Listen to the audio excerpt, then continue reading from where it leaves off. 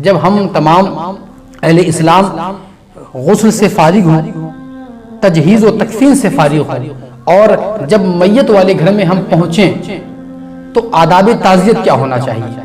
اب کسی کے گھر میں انتقال ہو گیا، اب ہم وہاں پر جائیں تو رسول پاک صلی اللہ علیہ وسلم نے فرمایا کہ اہل میت یعنی گھر والوں کو صبر کی اور تسلی کی تلقین کرنا چاہیے۔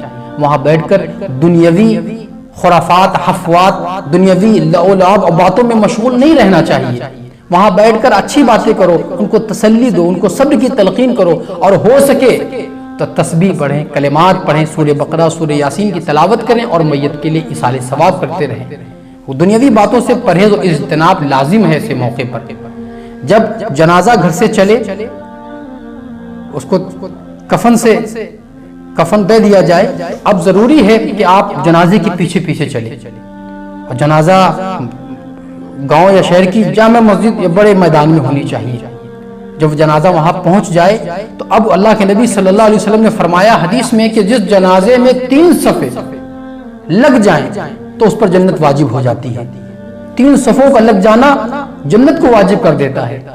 تو آج ہم یہ منظر دیکھ رہے ہیں اپنی آنکھوں سے، مجھے بڑی حیرت ہوتی ہے کہ آج جب جنازہ حاضر ہوتا ہے تو نماز جنازہ میں شریک ہونے والے لوگ بہت کم ہوتے ہیں، ان کی مقدار بہت کم ہوتی ہے، لیکن جو دور کھڑے ہوئے جنازے کا انتظار کر رہے ہوتے ہیں قبر تک جانے کے لیے، ان کی تعداد زیادہ ہوتی ہے۔ کیا وجہ ہے میرے بھائیوں؟ کیا آپ مسلمان نہیں ہیں؟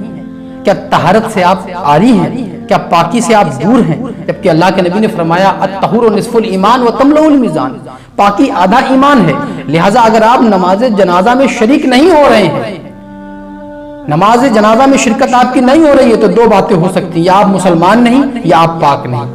اگر آپ مسلمان ہیں تو جنازے میں شرکت ضروری ہے، اور آپ پاک ہیں تو جنازے میں شرکت آپ کی لازمی ہوگی۔ آپ 2 چیزوں سے دور ہوں گے، یا مسلمان نہیں یا آپ پاک نہیں ہیں۔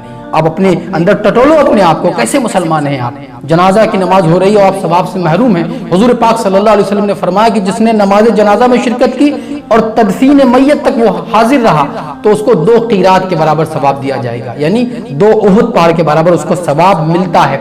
اور جنازے میں شرکت کرنے سے ہمارے گناہ کبیرہ معاف ہوتے ہیں، اللہ تعالی ہمارے بڑے گناہوں کو بھی معافی دے دیتا ہے، عفو درگزر فرما دیتا ہے۔ کتنی بڑی بات ہے۔ اب جنازہ سے فارغ ہوں، 3 صفیں لگائیں، 5 صفیں لگائیں، 7 صفیں لگائیں، جتنی صفیں زیادہ ہوں گی میت کے لیے اتنا بڑا فائدہ ہوگا۔ جب نماز جنازہ سے آپ حضرات فارغ ہو جائیں، اب جنازے کو آگے رکھیں اور آپ پیچھے پیچھے چلیں۔ آج اس کی اتباع اور پیروی لازم ہے، اس کے آگے نہ چلیں، موٹر سائیکل سے قبرگاہ تک نہ پہنچیں، 4 ویلر سے قبرگاہ تک نہ پہنچیں، مکروہ ہے یہ۔